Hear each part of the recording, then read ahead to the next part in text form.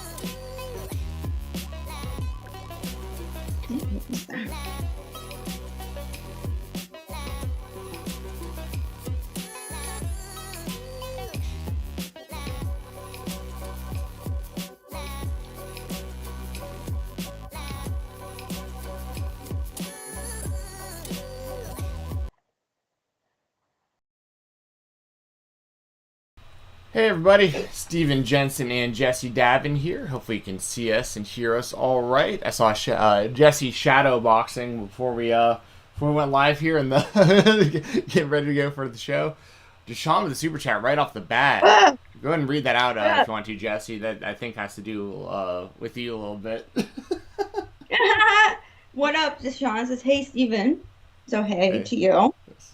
Hey, Jessi. Hi. How are you? When Jericho comes back to the E, will you still pop your pussy to Judas if he brings it? Yeah? Same. Pussy popping is immune to brands. All right? It's a multi-brand deal. Yeah. There's a brand. Yeah, I mean, that's fair. Well, I mean, they're both pussy popping bangers, but dude, if he brings Born for Greatness, oh, absolutely. I don't care where he is. I don't care if he's, walking up to pitch, for the Reds or whatever. I'd pop my pussy to that. For sure. Yeah, I hope that becomes more of a theme going forward with, like, right? Bringing their music with them. Yeah, their music and their gimmicks and stuff. Like, I think Cody's going to be kind of a special case when it comes to that, but like damn thing tattooed on his neck, for God's sake. Yeah, there's that, and then there's also I think Vince like perceives Cody. I mean, I know like he sees guys like Moxley and Danielson as like big stars also, but like this version of Cody like is a completely different person than who quit the WWE in 2016. Also, like I don't think he wanted to bring back Cody and just have him be like the smoke and mirrors and all the stuff that he did before where like Vince didn't really see him as a star, and now it's like, oh, this is the star that I'm buying. It's like this package. Right.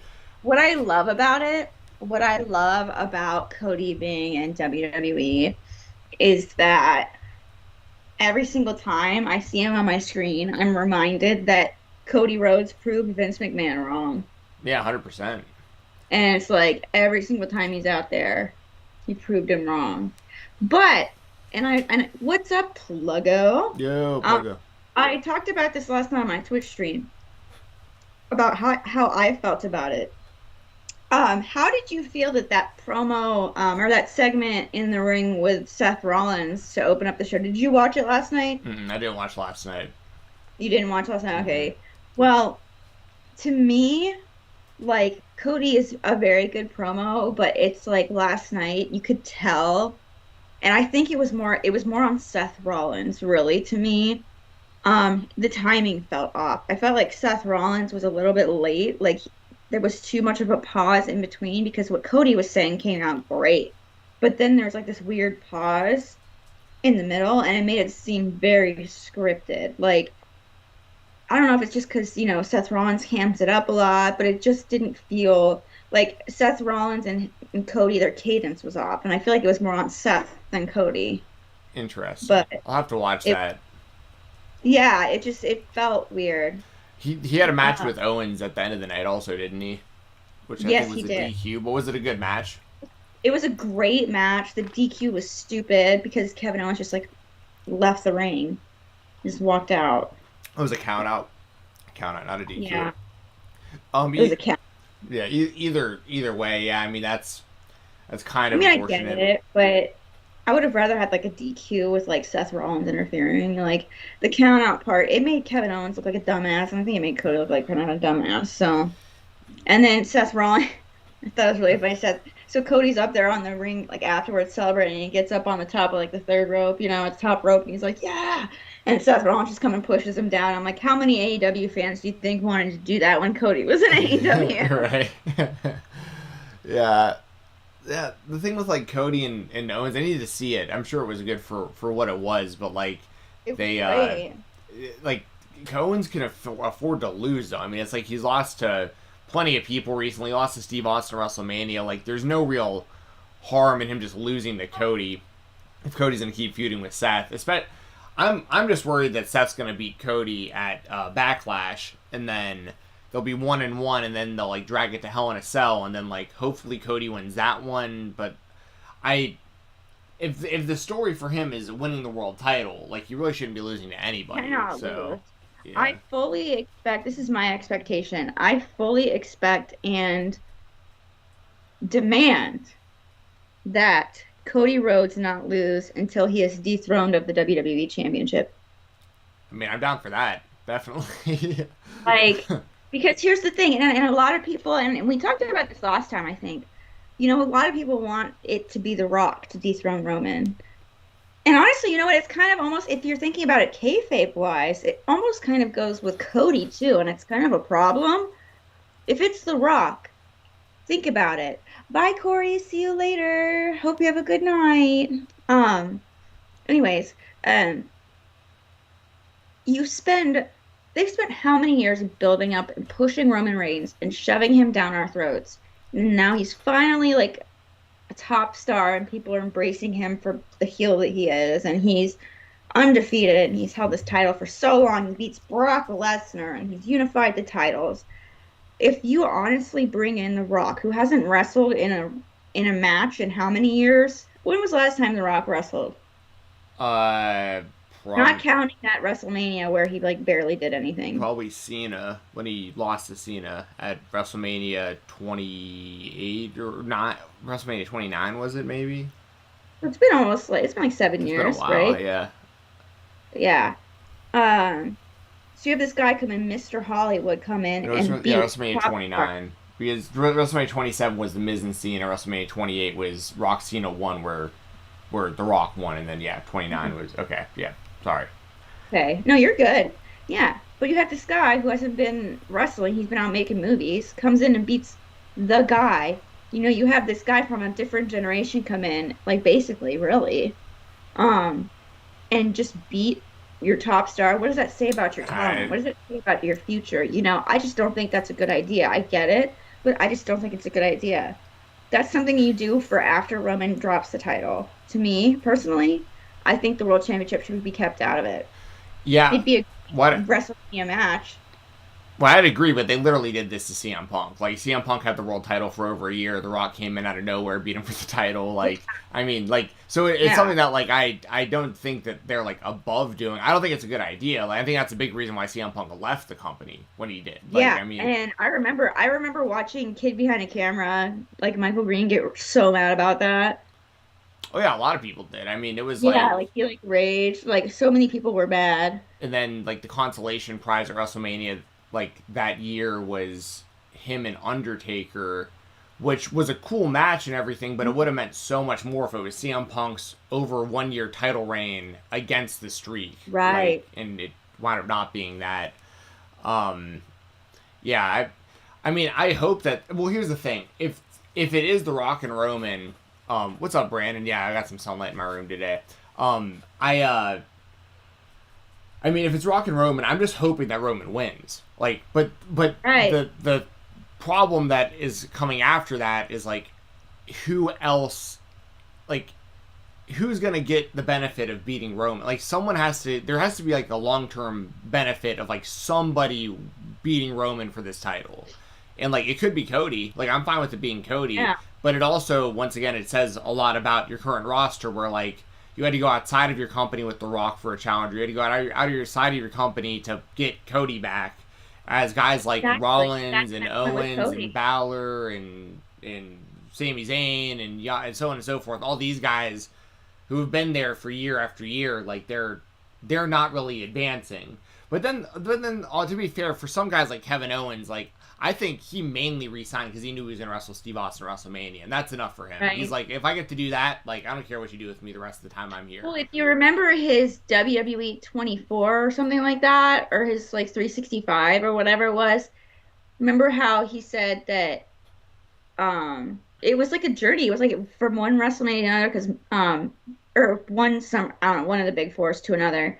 And it was like Vince was like not happy with his match, and so the whole The like Jericho match in story, Orlando, WrestleMania yeah, 33. Yeah. yeah, and then so WrestleMania 34, he had another match, and Vince loved it. And then at the very end, he goes, "See this?" And it's a text message from Stone Cold, and it was like that was a great match. He's like, "This is all that matters."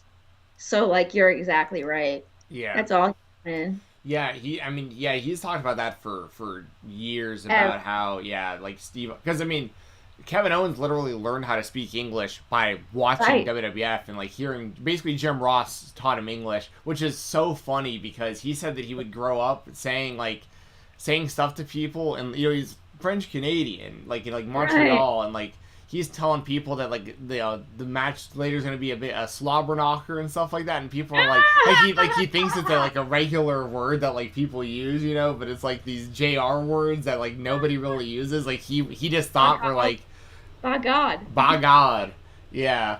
So so yeah, Kevin Owens. I mean, it wasn't surprising to me that he re-signed with WWE because he's such a WWE fan, and then especially when the Stone Cold stuff started materializing, Yeah. it was like, oh, okay, this makes a lot of sense.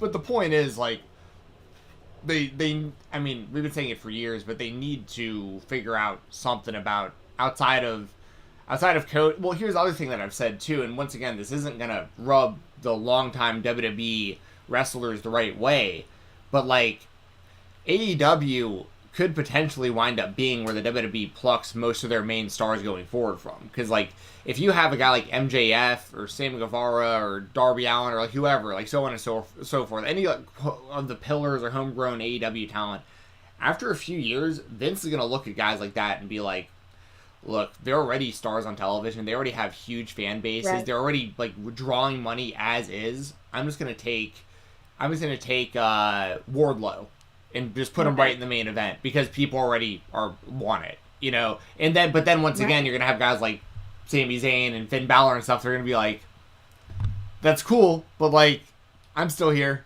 What's going on? You're not doing anything with me still. And Fowler, did he just recently sign a contract extension, or is his up soon? I have no idea, to be honest. Because I'd like to see him in AEW. Yeah, I mean, he'd make for a lot of interesting stories, considering he founded the Bullet Club. So that would be Right. And like him and Jay White would be a really interesting one, like the Right. current leader versus and then of course Balor and Kenny and all that stuff. They didn't really do enough of that. Like they had a really good opportunity.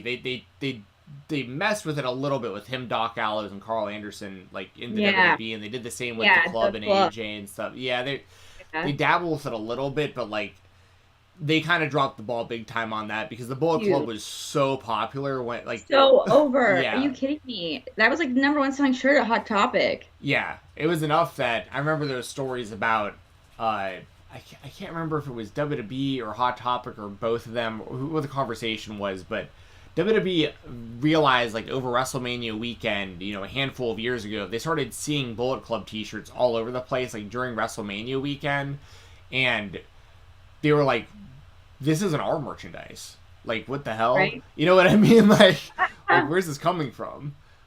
Matt Reichel with the super chat. Thank you, Matt. Thank you, Matt. Says, hi, Stephen, in my fave AEW shill. Yeah. I'm hoping TK's announcement is this rumored AEW New Japan Super Show in Chicago. Yeah, that's what I hope we're so. hoping for That would be too. amazing. I want to see Okada in person. I would fly. When would it be? Because I will fly up to Chicago to see that. But I think, because I know Will Washington Hmm. tweeted that he said if there is an AEW New Japan show in Chicago, that they should move all out somewhere else. I agree with that. Yeah, I agree because you'd have like yeah, I mean, because they're gonna get all out any. Well, they would have gotten all out, so it's like Chicago's still getting a big show again. And there's a lot of other cities that like they haven't gone to that I know the fan base is like really, really want AEW to More come. like the West Coast, I feel like would be good. Yeah, West Coast or No, Canada. they do Double or Nothing in Vegas. Yeah, well, they're gonna go to Vegas often. I would yeah, I'd say the West Coast or something somewhere in Canada. I think Canada would be cool because they're doing like the Owen tournament and all this stuff. Like You know what? You're right. yeah, and there's a lot Oh of my, different areas of Canada. They're big wrestling cities. yeah. Thank you so much, Matt. And Kyler, I'm so sorry about your father. I'm sending you a lot of love. And I missed the message there, but it says, my dad has also had ALS. I saw your YouTube video on Twitter that helped me on February 14th. My dad passed away. yeah, man, I'm really sorry to hear that. I'm so sorry. Sending you love, my friend. I'm glad that I can help. Yeah, yeah. Just take that. If you're a wrestling fan, which obviously you are, my advice would be to watch a bunch of wrestling and watch stuff like this and just Right. And just, keep I rolling. mean, you would know. So, you've dealt with grief. Oh yeah, absolutely. So wrestling's definitely helped me a lot throughout my life with that kind of stuff. So hang in there, man. Glad you're spending some time with us today. We appreciate it. Yeah. Yeah. Yes. But thank you. Thank you for saying your kind words, and I send my love. And thank you, Matt, for your super chat. Yeah, I think this I was kind of hoping it would be like a double big announcement. I was kind of hoping that it was either this, super show and a streaming deal. So I don't have to spend $50 on a pay-per-view. Yeah, Um, but I mean, here's the thing with AEW, when you spend the money on the pay-per-view, you know you're gonna get your money's worth, which is great. Um, but I'm hoping that it's some kind of streaming service, especially since I saw that in Canada they can't even watch Rampage like live, or not live, but you have to like watch it online or something. oh yeah. You probably have to do it through like AEW has some sort of like Fight TV service. Yeah, right. Um, yeah, I I definitely. I mean, yeah, that's the thing. Like, I think that obviously I'd rather spend like $10 a month on something like HBO Max than spend $50, on pay per view every time. Like, obviously, I'm all about saving money when it comes to that kind of stuff. But like you said, at least AEW, you feel like you're getting your money's worth every time. So like, you don't Right. feel like And you're in getting ripped off at least. Yeah, and in turn, I honestly think that it makes the pay-per-views better because they're like, okay, if we want people to pay this much money for a pay-per-view, we're gonna have to make it like a freaking bang. Yeah, for sure. Especially So, because most other now, once again, AEW still. I mean, it's like the highest level you can get when it comes to this stuff. But like GCW is like $10 to $20 usually and stuff like that. Like WWE obviously is like $5 a month if you have like the lowest, Peacock subscription and yeah, all that. But see, that's what WWE did to shoot themselves in the foot with all this stuff is like when they were doing their $50 pay-per-views, it was every single month. So like the fans got right. sick of paying $50 every month when they felt like they weren't delivering. Yeah, they definitely weren't delivering $50, weren't. No. Every now and then you get some good shows, but it was hardly anything where it was like, yeah, I'm not going to pay $50 for every single month. AEW, if they keep it at, 4 pay-per-views a year kind of thing at Right. $50 a month or $50 pay-per-view, that's, I have no problem with that, but like, I'd prefer just to have like HBO Max or whatever, and you get all the other content with that, like if you got the pay-per-views. I think that's a big part of the Ring of Honor deal too. Now that they have the library, Right. like they'll they'll want that on a streaming service. You can sell it as a nice package. Like you Well, have I the mean, whole All ROH. In is on there, so All In. Yeah, that's huge too, to have the rights That's to All In. huge because that's when they realized, oh, hey, we have something here. We really could run a wrestling promotion if we wanted. That was literally the birth of AEW. Yeah. Oh yeah, 100%.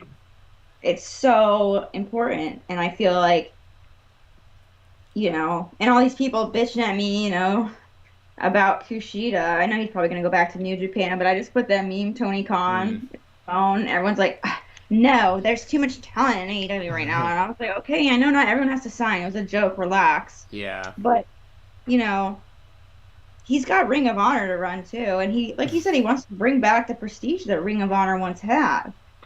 Yeah.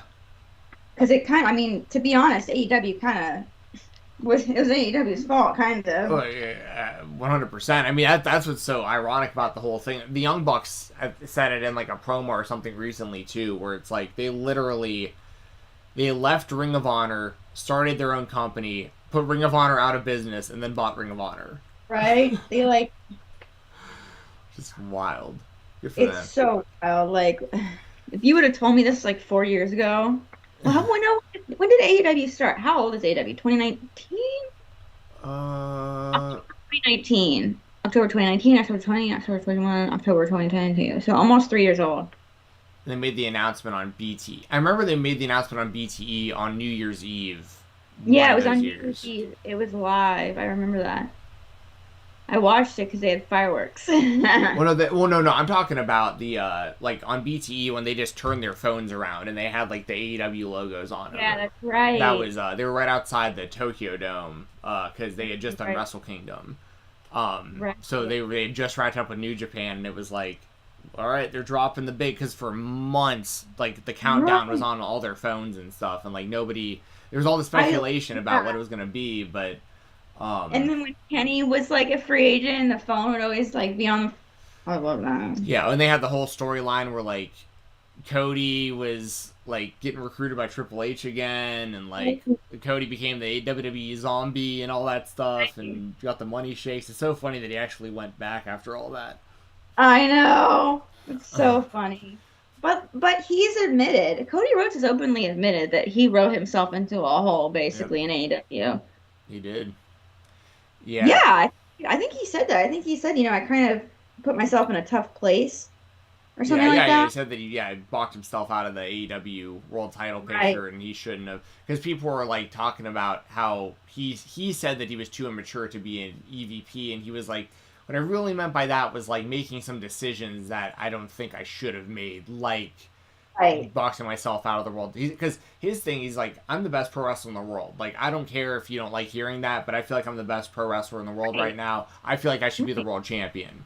And he made it to where he couldn't be the world champion in the last company he was at. Right. And so, I mean, it's true. But last night when he was talking with Seth, he was talking about, at my last job, I had, I was an executive and I did a lot of mediation and he was like, we need a third party here and it should be the awesome people of Buffalo, New York, and got that deep pop, Nice. So he did mention his past as an exec. I wanted an AEW chant to start because they were talking, because Seth said something about you wouldn't made a name for yourself and look where you are now. I was going AEW. I was doing that. My husband's like, they wouldn't do that. I was like, I would. Yeah, I would. Well, I'd go to a show just to see Cody. I feel like they're prepared for that too. If there's a bunch of AEW chants, like they'll probably drown them out with like canned noise so that like you can't hear it as well. Let's go Cena. Yeah. Let's see random dueling. Yeah, they've got all that shit on standby. Kevin Dunn's got an AEW button ready to go. Yeah, for sure. You can really tell when they're doing it and when they're not when you watch their shows. Yeah, it's so obvious.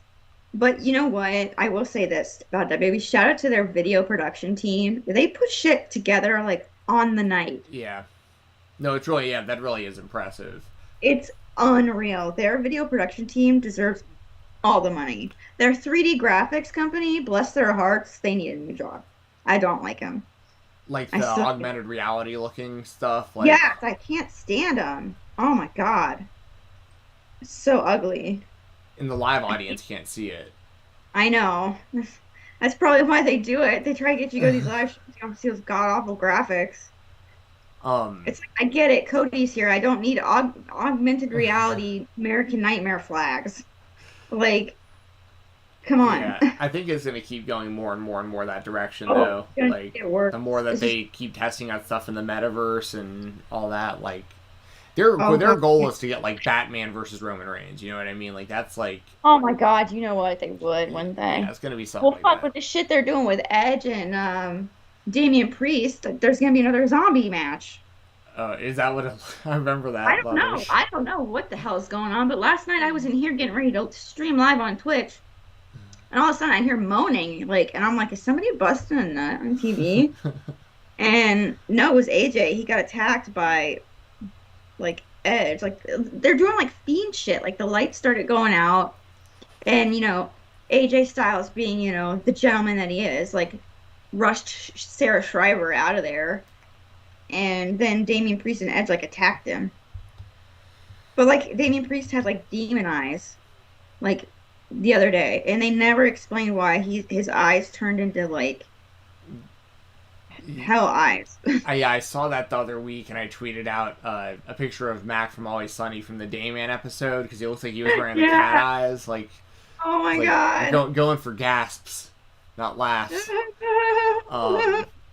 And also, you brought him up earlier, but yeah, I saw Kushida got released and or got out of his whatever happened. He's not in the WWE He's anymore. free. And yeah, I mean, I could see. I mean, he could really go anywhere, but like, He could probably go back to New Japan. I mean, that makes the most sense to me, but yeah, probably.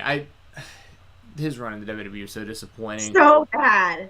It had nothing to do with him. He got injured at like some bad times, I guess. But that was, or I think he got injured. I want to say because he was either, or they just weren't using him. I can't remember. But then I remember he was a cruiserweight champion for a minute. But A hot minute. it was strange though because they were trying to like when they put the cruiserweight title on him, they were trying to rebuild the cruiserweight belt, like the prestige of the belt. But he was never on 205 Live. Like he was just always on NXT. So like 205 Live had like no identity for like the longest time. Yeah. And then It was weird. and then they just rebranded it to and you knew it was gonna happen eventually because like guys like Joe Gacy and who's the guy? What do they call Josh Briggs? What do they call? Do they still call him Josh Briggs? Is his name Trainers? still Briggs? Coaches? Trainers? No, the I'm talking about basically. I'm talking about guys that are definitely over 205 pounds. Like they were. Oh, yeah. Like they become a regular part of the show, and it just the Right. brand didn't make any sense, and they got rid of all the cruiserweight level guys that like could have been their future for the most part. Like they got rid of Anthony Henry, and well, I'm talking even more recently. I'm talking like Okay. they got rid of like Anthony Henry and Blake Christian and Alex Zane, like all these guys who like could have been the future of that. They Right. got rid of all of them, and they're all back on the Indies and GCW and stuff. But yeah, Kushida, I think that New Japan's probably his best option as well because Yeah, he definitely, yeah. he was one of the best like juniors they had Of for all like time. for forever. Right. Which is why his run in WWE was so disappointing. Yeah, well, and, I mean, it's an uphill battle when you get put in a tag team called Jacket Time, which is like obviously like a joke of a name, Right. like a play on words that's like people are just aren't going to be able to get over because it's so goofy. It sounds like something made up in like a New Japan, like where, like the English isn't used right, Well, but I mean, like my thing. I mean, like you get the meeting there, right? Like Jacket Time. Yeah. Like that's Yeah. like But still. it's like it. But well, and like the other thing is like Ike Manjiro, who was his partner. He's like Right.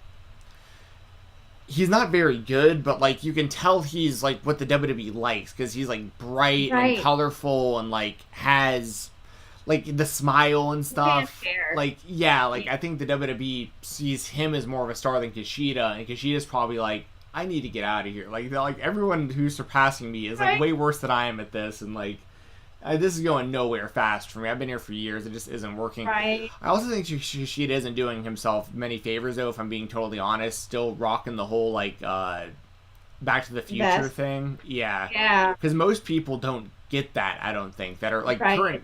Well, the Target demo in WWE now. Right. Elsewhere, yeah, older fans will get it in other companies. But yeah, in WWE specifically, like, it just... Like, a 10-year-old kid doesn't know what that movie is. Plus, but... What did you say? I said it's funny because, like, their biggest demo is that 55-plus market, which does get it, but that's not what they're going for. Yeah. Well, imagine a bunch of, like, 55-year-olds wearing, like, orange vests to the show in support of Kushida and stuff. Like, I just don't think you'd see it. Like, No. Yeah, it just didn't work. It's not. But I could see him going really anywhere. I mean, AEW would be interesting, but they're going to keep running into that issue the more people they bring in. But here's the thing. If he goes to New Japan and they have a working relationship with New Japan, which they do, he has an end to still do stuff there, like how Moxley goes back and forth, and we've seen Kenta and Ishii and Suzuki and a whole bunch of people. I mean, right after Jon Moxley beat Will Ospreay at this New Japan show this past weekend, he called out Tanahashi for next month. Right. Like, and that's huge. So, like, Kushida's going to be fine. That has to be, and that's going to be a match. What's that? I'm assuming, that's going to be a match at this Super Show if that's what they're announcing. I mean, why would he do that unless they're going over to Japan? Well, that's supposed to be at the, I think it's called Capital Collision, if I want to say. Oh, there's a May 14th show for New Japan that's going to be pretty big. Where's that at? In Japan or in the United States? Let me see. It's in Washington, D.C. Whoa. But the show that happened the other night happened in Chicago, though. So, like, they're kind of planting seeds, probably. Because there was another May 14th show that got announced, or a match that got announced. It was... Oh, yeah, Kenny Kingston and Tomohiro Ishii are going to wrestle at that same show. Are you serious? Yeah. So, like... What? Yeah, it was pretty sick. Like, Ishii beat Suzuki at the show, and then right after the match, Kingston came out, confronted Ishii, and challenged him. The Windy City Riot show was I think it was called Windy City Riot. It was really good. What? I didn't know that. Mm-hmm. Oh, dude, I still have my subscription to New Japan World. I need to start watching. I had it for a long time. I eventually did get rid of it, but yeah, me and Doug are going to talk about that tonight quite a bit, like kind of the resurgence of New Japan Pro Wrestling, because they're on the up and up right now, big time. They really are. Tim says the AEW needs a light heavyweight division or X division type. I don't disagree, but like their performers kind of are so versatile, like the top level, that like and a lot of them are kind of wrestling that style anyways. Like, I don't think you really need it, but I understand what you're saying. Like, if you, like, for some of the smaller wrestlers, but once again, you consider some of the, like, Darby Allin's a small wrestler. Darby Allin's TNT champion a gajillion times. Sammy Guevara's kind of... Yeah, he's in comparison to the bigger guys, for sure. Like, yes, Sammy and... Keith Lee or Wardlow, yeah. Yeah. I mean, so there's a lot of smaller wrestlers in AEW already that are perceived as, like, main event, world title, TNT title. So kind of the TNT title kind of fills the void of what the X Division title would really, or light heavyweight title would really. I don't think you really need both. It's kind of like in Ring of Honor, they don't really need a television championship because like they already have a pure title and a world title. I don't know. And they don't have television. And they don't have a television show right now, yeah, which is interesting. I think they mainly put that on Samoa Joe because they'll eventually do Joe versus Gresham probably and like unify those. Hell yeah. Should be pretty sick. Can't wait for that. How do you feel about the NBA guy? Oh yeah, Singh. Satnam Singh, I think is his name. Yeah.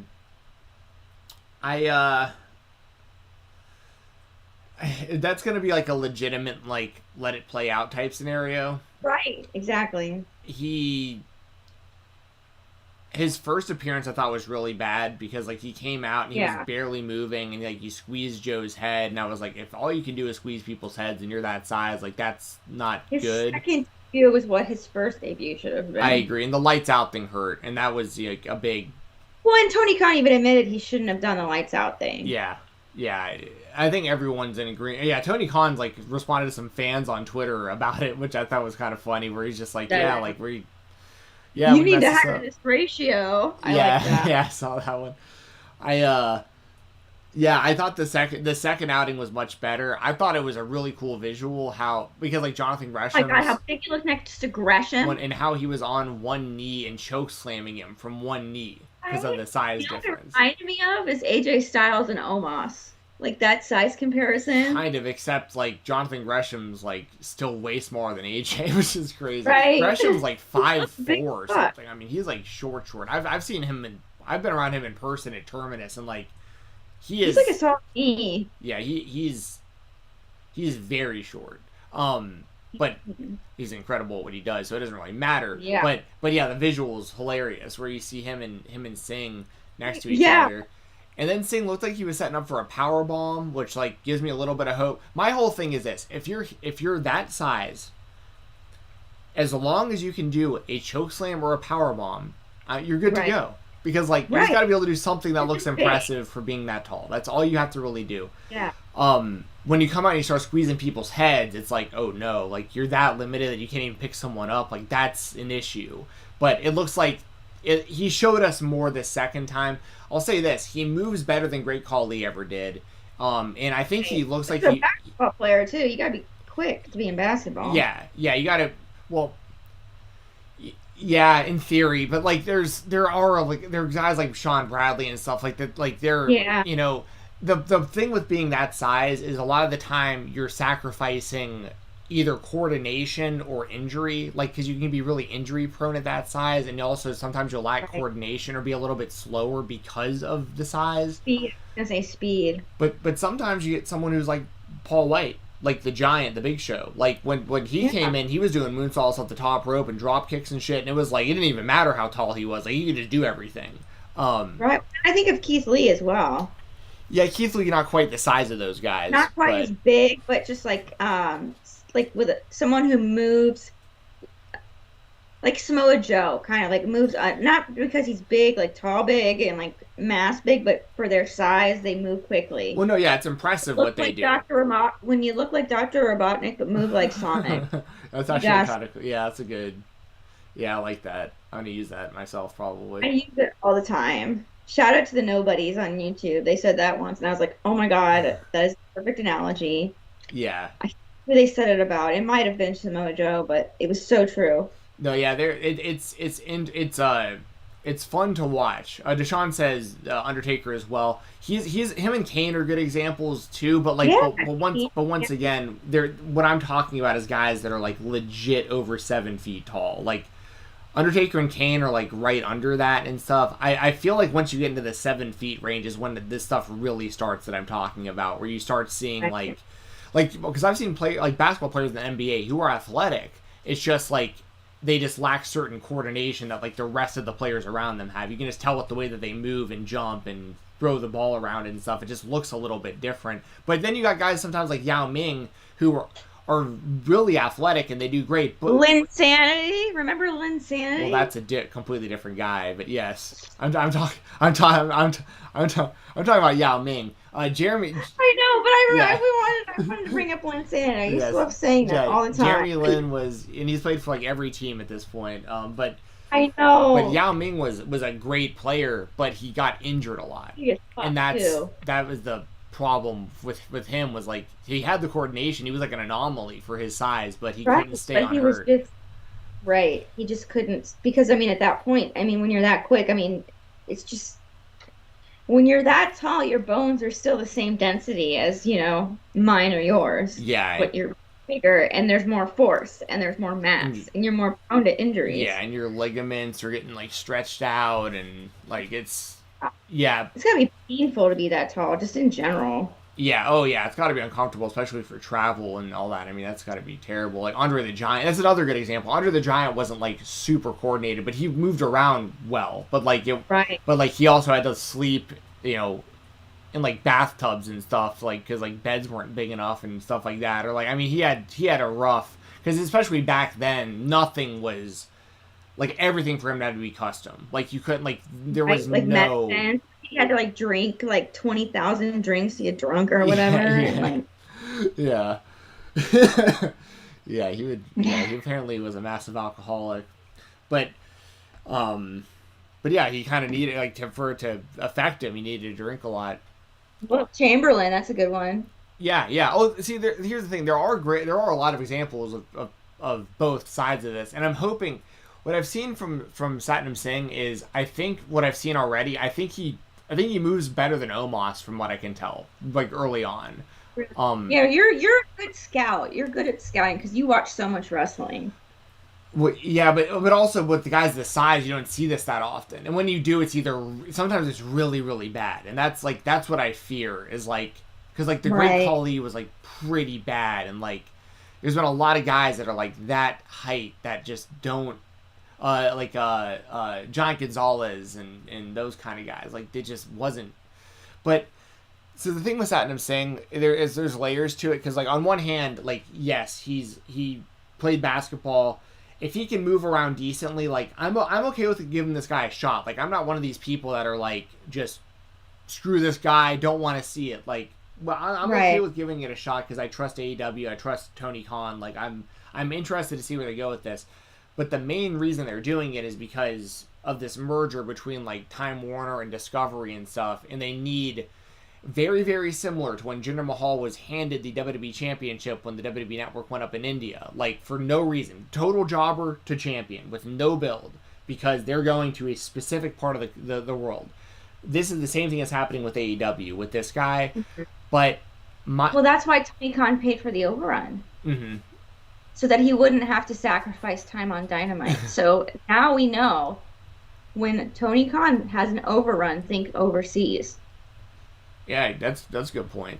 And then, but Because also, he set the record straight right away. He was like, sorry, I shouldn't have built it to that, but now you guys know if there's an overrun, just remember it's for the overseas market. yeah.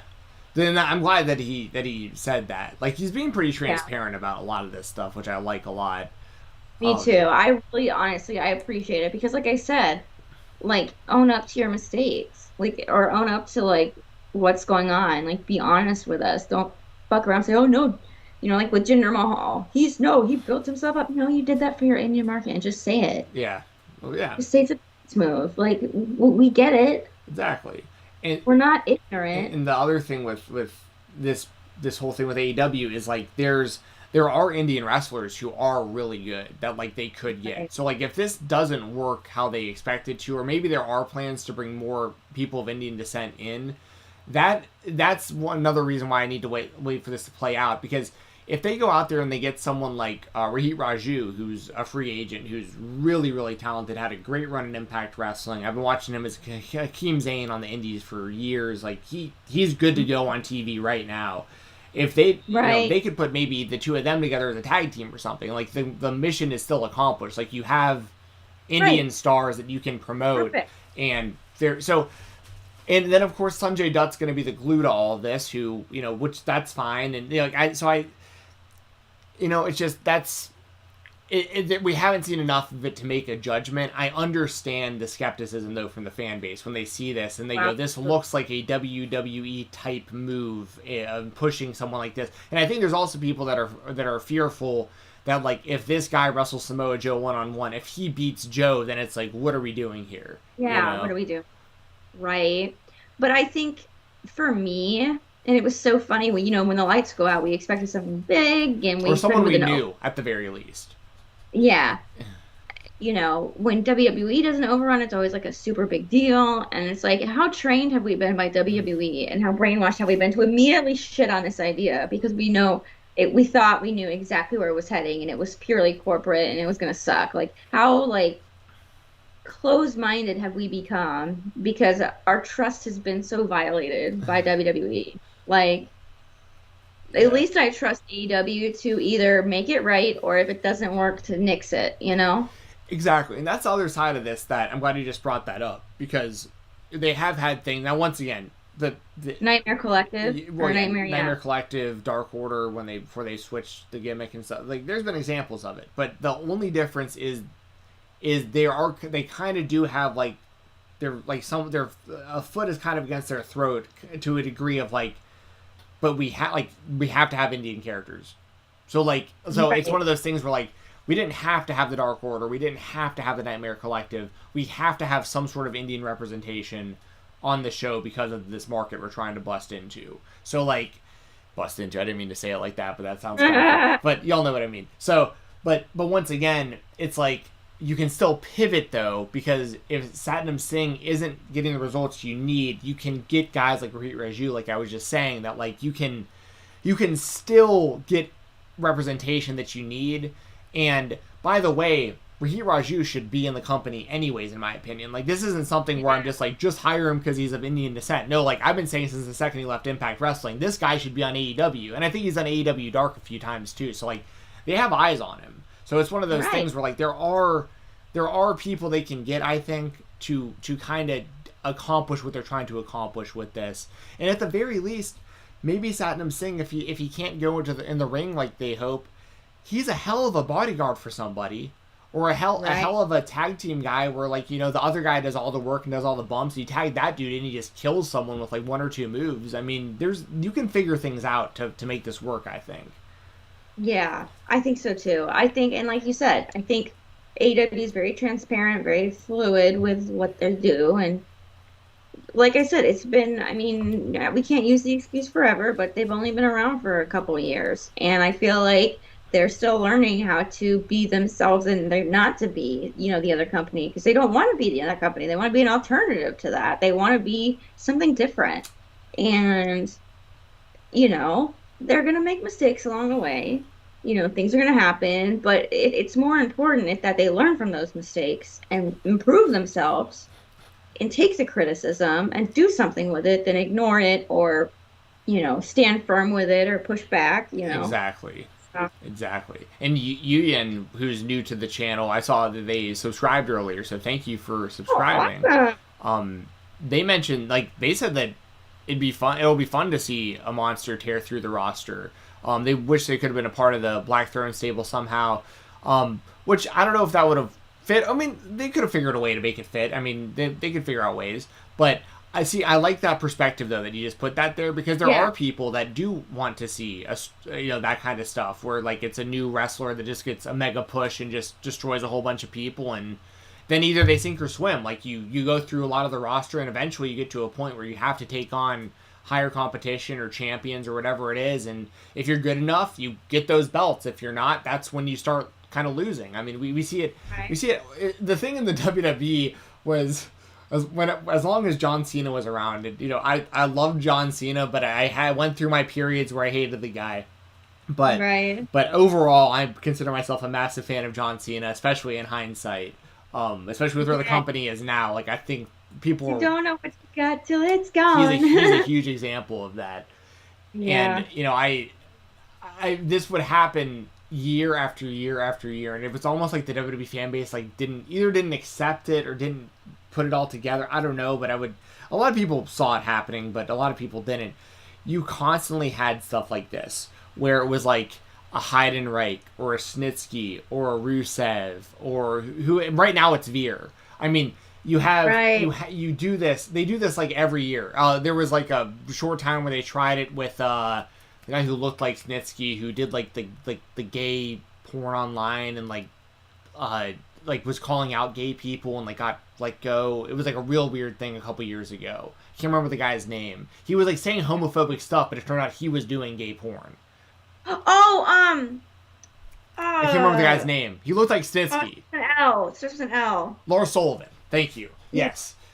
Like this guy. Like that was the route they were going to go with this guy too, and Ryback and so on and so forth. Like you see this happen over and over and over again. When John Cena was around, you always knew it was like, okay, eventually Cena's just going to beat this guy. This is going to be over with. But like they need to build the guy to Cena. So that's what it was all about. Right. Build the guy to Cena, and then Cena would beat him. Build the guy, just tear him down. Now Cena's not there though. So now it's like, who's just gonna like? My thing was who's the bald guy? Right. So like my thing is like Veer. I don't think this Veer thing lasts past another. I mean, I'll give him 6 months to be generous, but like I'll say more like 3. there's only so long you can go out there and just put people. I mean, this is literally this. Like Rusev did this same thing with this camel clutch and the beating jobbers. I mean, it's the same exact thing. Like, it's just not gonna. There's no longevity to it. Like, there's no long term future for Veer as Veer. I mean, The longest thing he had was coming. I know. See, my prediction was that Veer, and this isn't me like rallying for someone to lose their job or anything. I'm just saying I can kind of get. I just wanted him to just keep coming. Right. I know that would have been funnier as the gimmick that he just never shows up. Right. But I think that he will be. I think, and once again, I need to stress it. I'm not rallying for him to lose his job. I'm just saying, like, whether it's a gimmick change or a shift in brands or whatever it is, whatever. I think what we are seeing from Veer right now, what we're seeing on WWE TV, this will last longer than the promos did for him showing up. Or sorry, shorter. So like that was it was like a 6-month build. It was. I think he'll be on Raw for less than 6 months. And Emelina. Yeah, that was another. See, I was worried. I shouldn't say worried, but I thought that might happen to Veer, where like he comes finally and just gets his ass kicked, and we never see him again. Right. Like that would have been funny. I like you said, I don't want anyone to lose their job. Yeah. Well, I mean, I love the video of him at the gym. It's 7:00. The gym is closed. Wait, what? Veer? Yes. But I haven't seen this. He was at freaking like Crunch Fitness or something. Oh, like in real life? He was, like, yelling into the microphone. The gym is closed. It's 7:00. It's time to go home. Weird. I swear to God. It was hilarious. And so I have it saved, and every time I happen to be on Twitter and catch it's almost 7 p.m., I'm like, what time is it? And it's like, it's 7:00. I gotta see that. Yeah. I'll send it to you. But yeah, I was like, this shit is hilarious. It was funny. Someone the other day was like, said that Satnam Singh was like a mix between Omos and Veer, and I was like, oh, when I said no, that guy already exists, and his name is Shanky. Because like they have this other dude, like the guy who's with Jinder Mahal, who's like a giant Indian dude, but like I don't know if he can wrestle. I have no idea if he can wrestle or not, but like he's very tall.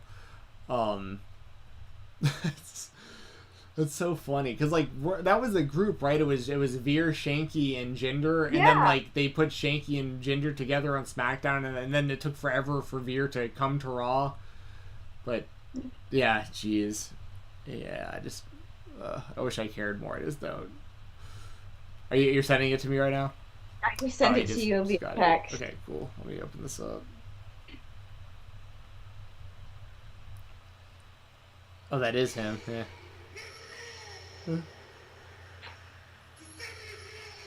Wow, that is a intimidating call for everybody to leave. At the gym and some jackass goes up to the microphones. Someone's filming him and starts screaming like that. I wonder why he did that. Was like that supposed to be funny, or I don't know what the context of that is. I think it's supposed to be funny, but I wouldn't find that funny if I was in the gym. Yeah, I'd be like, man, stop yelling at me. He's like, all right, I get it. Jesus, I'm trying to work on my fitness. God, you don't have to yell at me about it. I need to come. It's 7:00. Get out of here. Well, and I'm like, what time is it? And it's like, it's 7:00. Before we get out of here, let's make some quick predictions for Dynamite. I got the matches up in front of us. Okay, hell yeah. Dustin and CM Punk. I'm sure CM Punk will win, but that's a good matchup. Like that's just one of those like you never really thought you'd see. Like it's kind of cool. Right. I think it's cool. I'm pumped for that. That's gonna rock. I think people are like underestimating that. I think Dustin is gonna kill it. I think it's gonna be awesome. Same here. We both got CM Punk though. I'm assuming. I mean, it's CM Punk, and it makes sense. CM Punk probably should be the next AEW World Champion, like in my opinion. Wardlow and the Butcher. Wardlow. Wait. Wardlow versus the Butcher and Kyle O'Reilly versus Jungle Boy. I thought it was a tag team match for a second. I was a little bit confused. No, it's not. They're different colors. Yes, I see that now. Okay, so Wardlow versus the Butcher. I mean, obviously Wardlow's gonna win, but or CM Punk does something, or not CM Punk, MJF. Okay. Sorry. That's possible. I like that MJF has these stories always where like you have to like beat people to get to him. And he does a good Yeah, job love of it. like finding the right people. Like I'll never forget him bringing in Nick Gage. I was like, what? Like you're gonna have Right? Nick Gage to do a death match That's with Jericho? amazing. So and good for the Butcher. He's in like really good shape now too and stuff. Like they could do something with that guy. I like the Blade as well, but I'm interested in the Butcher doing Right. some single stuff with Which is Wardlow. good. Yeah. Jungle Boy and Kyle O'Reilly. This one's actually a pretty That's gonna hard one. pop. That's gonna kick so much ass. Yeah, I'm definitely looking forward to this. Is probably the match I'm the most looking forward to, and there's a lot of good matches here. And this is the hardest one for me to predict, I think, because this Me is for the too. Owen Hart tournament. Oh man, I'm I'm such. gonna say, Go ahead, yeah, make a prediction. I'm gonna say Kyle O'Reilly. Yeah, I'm such a big Kyle O'Reilly fan. They've done such a good job with Jungle Boy though, like as a singles You guy know, too. it's tough. But he's tag champion. You know, he's got that going for him. But then again, if he loses, that make him look vulnerable. It's hard. Yeah, But you know what? I trust AEW to make them both look good, no matter who wins and who loses. I'm gonna say Kyle O'Reilly, and it's because Red Dragon and Adam Cole, or so like somehow like Luchasaurus might not be enough to help or something. Like they're the numbers game or some sort of Right. distraction or Right. something. Right.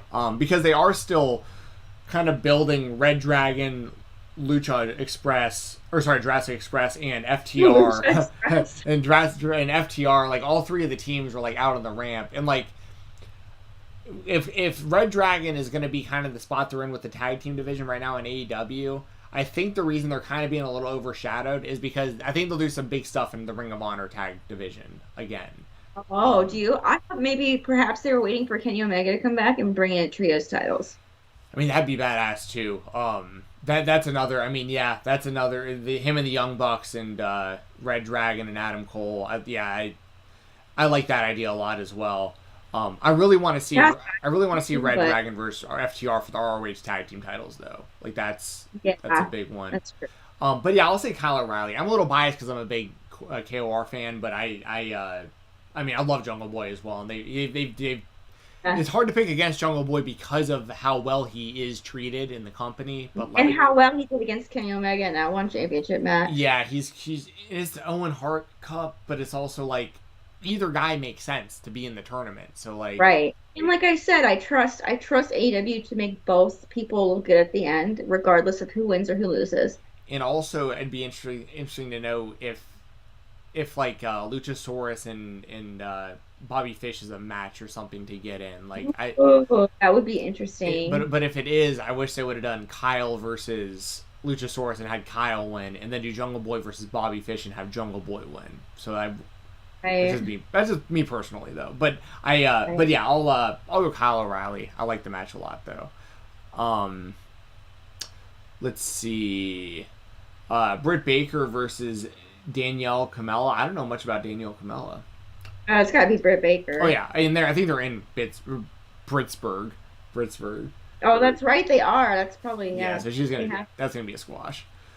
Yeah. Um, Hook Dynamite debut. yeah, I mean he'll win whoever it is, but it'll be interesting to hear.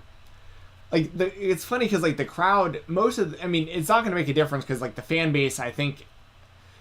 Well, how am I trying to say this? I think that there will be some people who are seeing Hook for the first time, but most of the AEW fan base has seen Hook on Rampage. But I Right. think he's gonna get a massive reaction. So I do too. yeah, I'm a big Hook fan. So I'm gonna say Hook just destroys just someone. Maybe it's like Aaron Solo or someone from like the Nightmare or someone from the Factory or whatever. Yeah, I was gonna say like QT Marshall. Yeah. Well, they've been building that. Didn't QT Marshall train him? Yeah. He was trained at the Factory and like through Taz. So. Yeah, well, yeah, but I thought, yeah. So No, but it'll probably most of his training was the Nightmare Factory though. Yeah. So. yeah. And then. Yeah, the coffin match, Andrade El Idolo versus Darby Allin. I mean, I gotta go Darby. It's a coffin match, right? Like, Yeah, you have to go coffin match with Darby, but I feel like Andrade El Idolo, he needs more push, you know? yeah. So I think they've done a pretty good job of not like they have. they. The Rampage that I was at, that three-way match for the TNT Championship was amazing. Yeah, and I got to see him and Cody in that street fight with like the flaming tables and stuff too. Oh, that's right. That's right. They, You they, did. That was. they've done a good job of keeping Andrade relevant on the show, and like he hasn't been lost in the mix. So like I consider that like. So I'll say this. I think the people that there's a lot of people that want him to do even more, and they want him pushed even more, and they want him to be like a main eventer or the TNT champion or the world champion and stuff. And I totally understand that. Andrade is a great talent. Like I don't have anything against that idea at all. But I also hope those same people like do realize, especially with how many people AEW has signed, like Andrade is still used to a pretty good level in the company. Yeah. And he's being used in a way in which like if the right things happen, he's credible to jump right into a TNT title or a world title type situation. He's not losing any credibility. Right, and when he's losing matches, it's to like the tippy top wrestlers, and he beat some of those wrestlers too. Like, didn't he beat Darby recently? And like now they're running it back. So I mean, it's not like he's going out there and just getting like skunked by everyone. Three-way with TNT. It was him, Darby Allin, and Sammy. Sammy, yeah, okay. And then that's another thing we can talk about real quick before we go off air. How do you feel about Sammy Guevara winning the title again from Scorpio Sky? I saw someone in the chat asking about that. I didn't like it. I thought Scorpio Sky deserved a better run, but we'll see where they go. Like I said, let it play out. I know it's cliche, but I think that's pretty clear that they're turning Sammy heel again. Oh, absolutely. So they wouldn't put the picture of him kissing Tay in there with like that. I was like, ugh. Yeah, you don't make out that hard in front of people if you're trying to be a baby face. Sorry, what did you say? I said not that I think they're disgusting. I just don't like to see people kiss. Well, that's the thing. Is like I was just saying like they're like you don't make out that hard in front of other people and like expect to get a baby face reaction. Like you just. I mean, look at what MJF did with his girlfriend that one time. Yeah. Deep throated her. Good for him. MJF rules. Yeah, I'm gonna be honest. Like I'm definitely more for Sammy being the TNT champion than Scorpio, just because I don't think there was a reason to put the title on Scorpio to begin with. But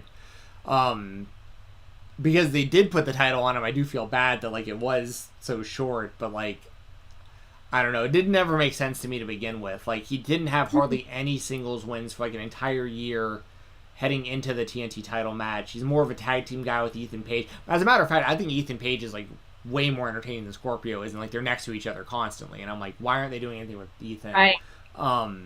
That doesn't help. But here's the thing: like, it's not like I'm over here like hating Scorpio Sky. It's just I don't think the build. Technically, he didn't lose for like an entire year, but like it was all on AEW Dark or in tag team matches, or like he didn't have like a build as a singles guy really. Right. So it's hard for me to like be that surprised, but there's also a lot of the fan base that has there's other stuff about Sammy Guevara that's unlikable, and I get that. But it's great. Yeah. I mean, so. There is that too, but I mean, to be fair, that there's a lot of wrestlers, and in just him, there's a lot of wrestlers that have done and said stuff that like has not aged well, and like we give a lot of people a lot of passes, and I mean, this is a guy that they've already had to put through like sensitivity training and stuff, and the other stuff that like people are saying, like this all happened pre the sensitivity training and all that stuff, so I kind of consider it a clean slate as far as I'm concerned right now, but with a one strike deal where like if something current comes out, like he does something stupid like now, like stop, like it's one strike and you're out type thing. But like and there's gonna be people out there that disagree with me about that, and I understand, but like my thing is like if you made a bunch of mistakes in the past, but you have recently shown like massive growth or change or gone through some sort of program or whatever it is, it's like it's kind of like going to jail, right? Like if you do something, right? Like if you do something bad and you served your time and like you're different now and you've changed. That's the whole point of like. I think a lot of people that don't like the idea of that are people that are afraid to change themselves to a degree, where it's like. I think I could be open-minded enough to be like, you might have been a bad person before, but like you have paid the consequences, you have changed, you've seen what happens if you continue to do these things, so like the consequences and you've dealt with the consequences. Now if you screw up again, that's on you. But like, and then the consequences are going to be way, way, way more harsh this time because like the microscope's on you. Right. And once again, this isn't just Sammy I'm talking about. There's a lot of wrestlers I'm talking about. Yuan says you see Ethan Page and Scorpio's promo after losing the belt. Yeah, once again, I think Ethan Page shined in that even more than Scorpio. Like, Ethan's super, super charismatic, and like they can be doing a lot more with him. That said, I was happy that Scorpio won the TNT title because he is a day one AEW guy. There were glimpses of like he pinned Jericho when Jericho was the world champion in like a tag team match, like really early on. He went like toe to toe with like Cody for the TNT title like multiple times and like came real close. And like the seeds were planted for him to eventually be the TNT champion. But it is kind of strange. Like if I was a big Scorpio fan, I'd be disappointed because you basically had like a 3-year build for him to win the title, and then he lost it a couple weeks later. Yeah. So like I understand being upset if you're a big Scorpio Sky fan. Like I get it. So yeah. But that said, I do think Sammy Guevara is a way more entertaining overall just wrestler, just personally. Like I think his matches are more exciting and he does a lot crazier stuff. I mean, his match with Cody. That ladder match was incredible. Match was really good. Yeah. I mean, all of his matches have been very, very, very good, and he's willing to do crazy stuff. But I mean, maybe they do Scorpio and Ethan more as a tag team now going forward. Yeah. Which I'm good with, but Scorpio fans aren't going to be really happy with that because like he's been mainly a tag team guy the whole time. He's been in AEW between SCU and this, so it's like he won the brass ring, and that gave a lot of people a lot of hope, and that kind of led to this, but it took like a year. So yeah, I don't know. So I guess my personal feeling on it, to kind of go to the person who had asked in the chat, like personally I don't have an issue with it because like I'm good with Sammy being the TNT champion right now, but I also don't want to see the title get too devalued where it's like getting hot potatoed so much because or at least bring back the open challenge how Cody did it, where even if even if you lost the title after a few weeks, it makes more sense because like you're having to defend it against random opponents that you can't prepare for, and you're getting beat down week after week after week after week. So in like Cody's scenario where he had just banger after banger after banger after banger against just all these random people from the indies like Warhorse and Eddie Kingston, all this stuff like he couldn't prepare for. By the time Brody Lee was across from him, he was already beat to hell, and then Brody Lee just needed to hit him with a few big things and he could beat him. And I like that aspect of that. Yeah. That's something about this title that I think is really cool. It's something that's they've done a good job with the world title too. Like Kenny Omega, by the time he lost it, it was like, well, he had to lose it eventually. I mean, the Hangman story made all the sense in the world, of course, but like, that dude was getting beat up. I mean, for real, too. In real life, his body was beaten up. His injuries were extensive. I could not believe he was wrestling with what he had. Yeah. And I also don't know if, like, he may be taking more time than they initially thought. That's what they said. Yeah, because I think that's probably part of this, too, where some of these stories that, like, might kind of be coming a little out of nowhere, or certain, like, you also have to always keep that in mind when we're watching these wrestling shows, that things aren't playing out kind of how we hope that they would.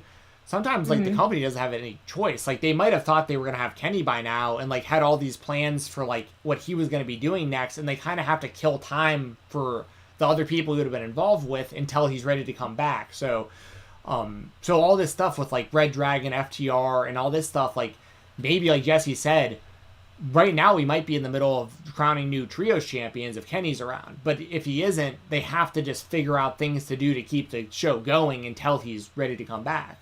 So Right. Yep. Hell yeah. It's gonna be a fun show. What's that?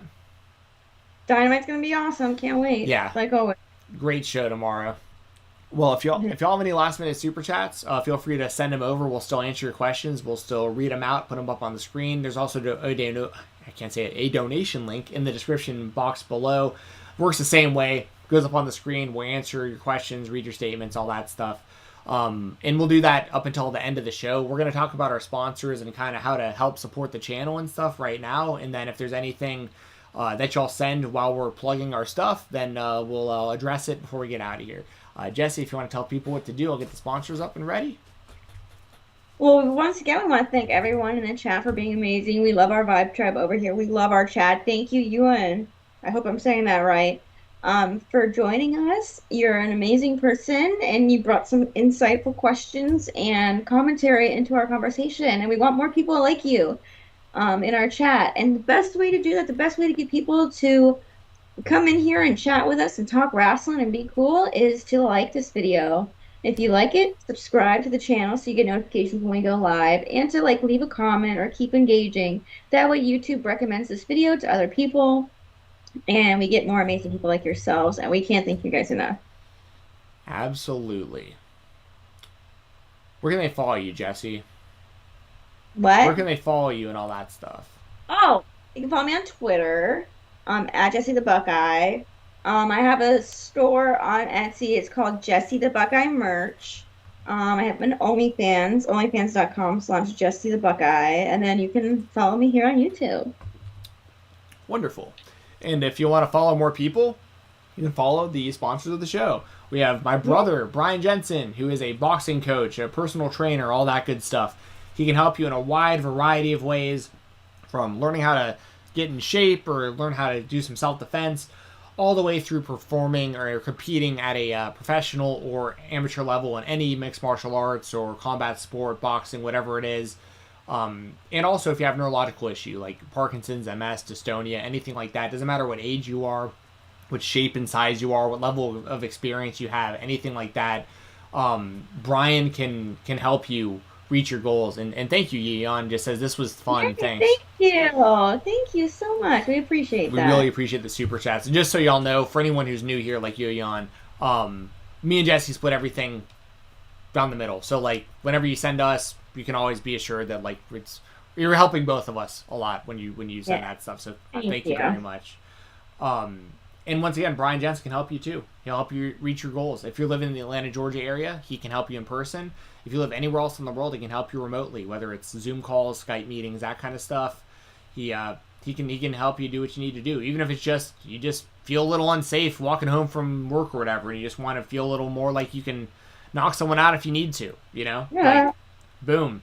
He can help you with that. If you want to actually compete against other people, he can help you with that. If you want to just lose weight, he can help you with that. I mean, a lot of good stuff. And there's a lot of dexterity work for neurological issue that he can help. He's fully trained for all that stuff. So you can follow him on Instagram at BoxingATL, BoxingATL. Just shoot him a message and get something set up with him. Get a knockout workout without getting knocked out. Hit up Brian Jensen at BoxingATL on Instagram.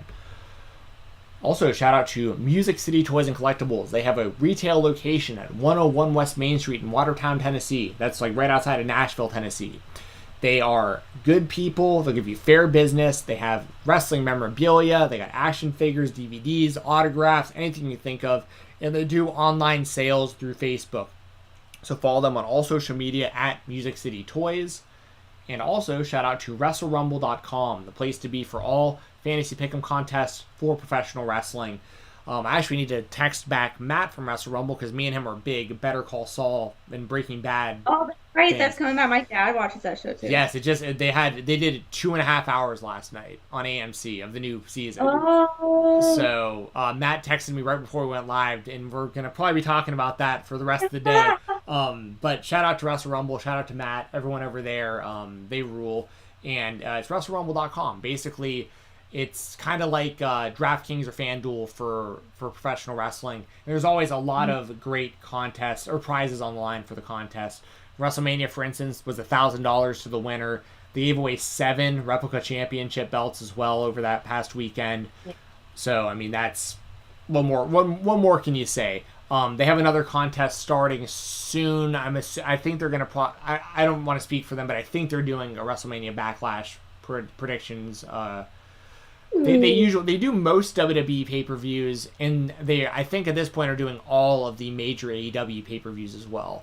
So, yeah, that's the place to be if you want to win some money, some big prizes. They also do belt raffles where like don't even have to do with predictions. You just donate $1, right? Yeah, donate $1 and you can win literally like sometimes the belts that they get, because like some of them are like custom made that are like legitimately around $1,000.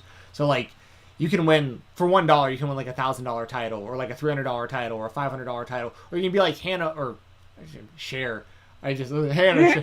Everyone's calling her that now, even though like I'll just always call her Hannah. Anyways, she at one point won one of these raffles, right? I think she put in more than $1.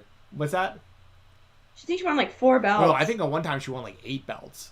Like they did one contest one time that was like 8 title belts all at once, and it was $1 entries. But you're not limited to one, so you can put in $100 and you're gonna really increase your chances. Whereas you might lose $100, but also when you think about it, $100 for title belts that are like at least like $300 to $400 minimum a piece. Like, anyways, that's a good return. It is. If you win, if not, you're out $100. But if you got that kind of money, you got that kind of money. Called gambling.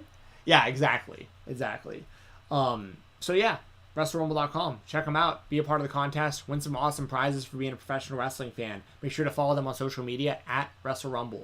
And you can follow me on Twitter at Fight Talk. I can pull that up right now on the screen, and you can see what my little page looks like. If you're new, you can see the American Nightmare Cody Rhodes and the WWE at WrestleMania.